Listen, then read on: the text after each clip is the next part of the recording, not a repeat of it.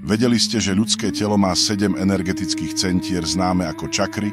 Ak sú v nerovnováhe, môžete cítiť únavu, stres či emocionálnu záťaž. Naopak, ich harmonizáciou sa vo vašom živote otvára cesta k zdravšiemu a šťastnejšiemu ja. Čo presne sú čakry? Tieto energetické centrá spolupracujú na udržaní rovnováhy v našom tele a mysli. Práca s čakrami, napríklad prostredníctvom meditácie, jógy alebo energetického liečenia, môže pomôcť udržať tieto centrá v rovnováhe a podporiť tak celkovú harmóniu a zdravie.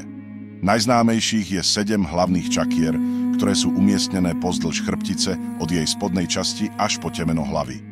Koreňová čakra, červená, sakrálna čakra, oranžová, čakra solar plexus, žltá, srdcová čakra, zelená, krčná čakra, modrá, čakra tretieho oka, indigová, korunná čakra, biela alebo fialová.